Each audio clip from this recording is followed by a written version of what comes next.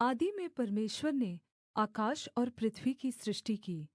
पृथ्वी बेडौल और सुनसान पड़ी थी, और गहरे जल के ऊपर अंधियारा था, तथा परमेश्वर का आत्मा जल के ऊपर मण्डराता था। पहला दिन उजियाला। तब परमेश्वर ने कहा, उजियाला हो, तो उजियाला हो गया। और परमेश्वर ने उजियाले को देखा कि अच्छा है, और परमेश्वर ने उजियाले को अंधियारे से अलग किया। और परमेश्वर ने उजियाले को दिन और अंधियारे को रात कहा, तथा साँझ हुई, फिर भोर हुआ। इस प्रकार पहला दिन हो गया। दूसरा दिन आकाश। फिर परमेश्वर ने कहा, जल के बीच एक ऐसा अन्तर हो कि जल दो भाग हो जाए। तब परमेश्वर ने एक अन्तर करके उसके नीचे के जल और उसके ऊपर के जल को अलगअलग किया, और वैसा ही हो गया।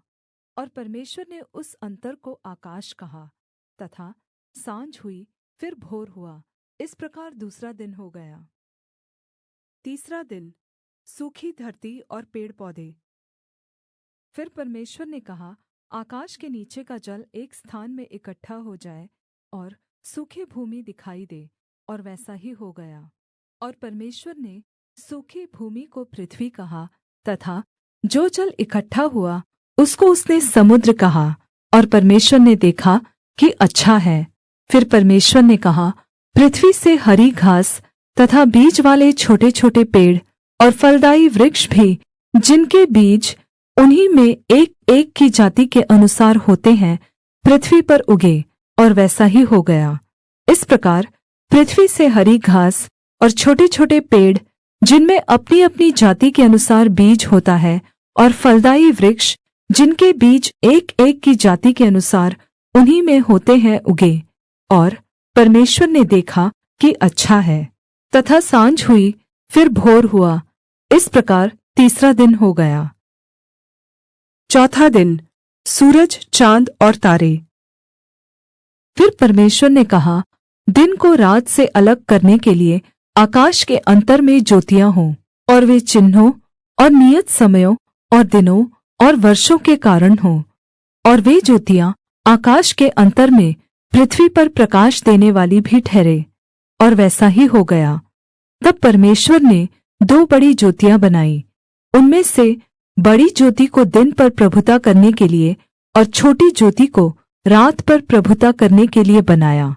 और तारागण को भी बनाया। परमेश्वर ने उनको आकाश के अन्तर में इसलिए रखा कि वे पृथ्वी पर प्रकाश दे, तथा दिन और रात पर प्रभुता करे, और उजियाले को अंधियारे से अलग करे। और परमेश्वर ने देखा कि अच्छा है। तथा साँझ हुई, फिर भोर हुआ। इस प्रकार चौथा दिन हो गया। पाँचवाँ दिन मछलियाँ और पक्षी। फिर परमेश्वर ने कहा, जल जीवित प्राणियों से बहुत ही भर जाए, और पक्षी पृथ्वी के ऊपर आकाश के अन्तर में उड़े।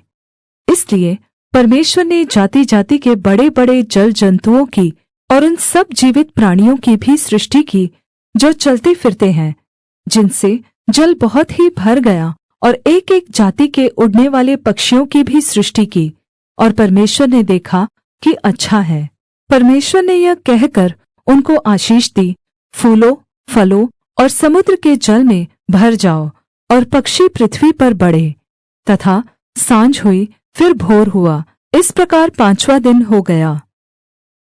छठवाँ दिन भूमि के जीव-जन्तु और मनुष्य।